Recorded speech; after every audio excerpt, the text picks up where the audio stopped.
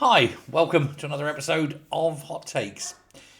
For Labour at least, utterly disastrous result of the Caerphilly by-election that was announced on Friday morning has sent shockwaves through the party, and the fallout is still being felt. It was a shambolic performance. It was an absolutely terrible result. It was worse than even Labour expected. Labour knew they were unlikely to win it. They thought they're going to lose to Reform. Indeed, Reform was the bookies' favourite to win it. But what happened is that Labour voters have basically abandoned the party and went across to Plaid simply because they just couldn't take themselves to vote anywhere else. Had they gone to, say, the Lib Dems or the Greens, it most definitely would have been a Reform victory.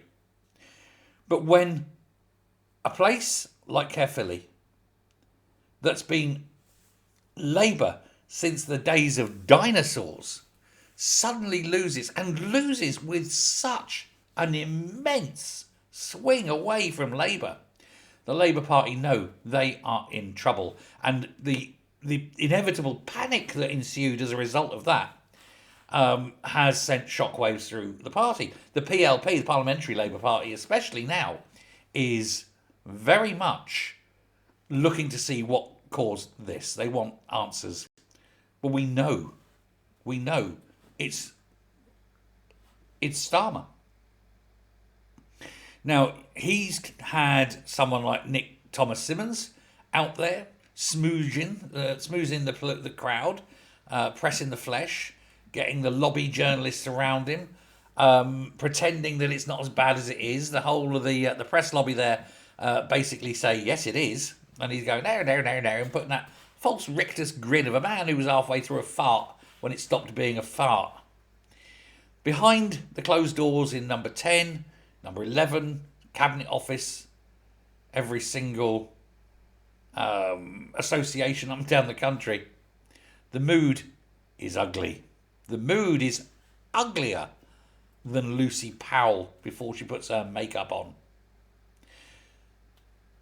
Backbenchers are blaming the leadership. They're saying it's got no direction, it's got no charm, it's got no ability to communicate. People aren't listening anymore.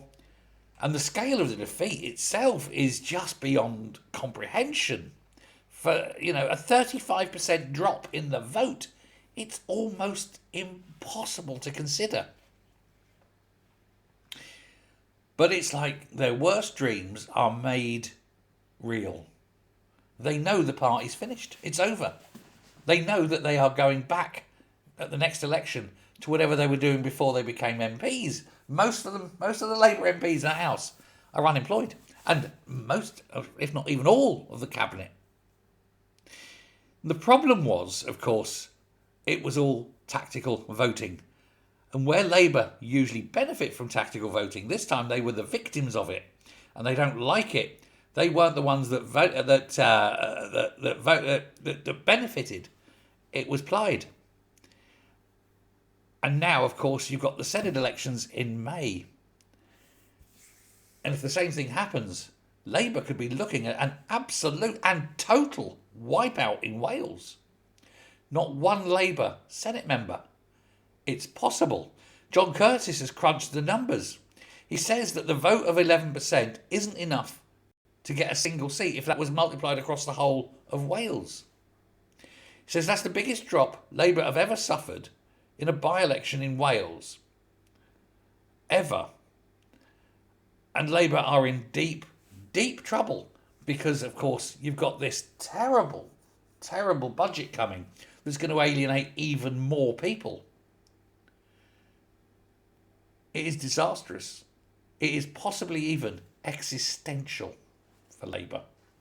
They could be wiped out in Wales, and not just in Wales. A bad budget will see them wiped out possibly in Scotland as well.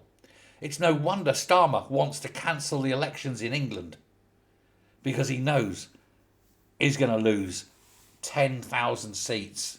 I don't know how many, thousands upon thousands of seats. And that Reform are going to win a lot. Chum. But that's another tale. But they are desperate. They are looking now to actively ban and stop elections because they're going to lose. You couldn't make it up. I mean, this is just fantastic news. I'm wetting myself with laughter. Roll on the elections, roll on the locals, and then by God, roll on the general. Thanks a lot. Bye.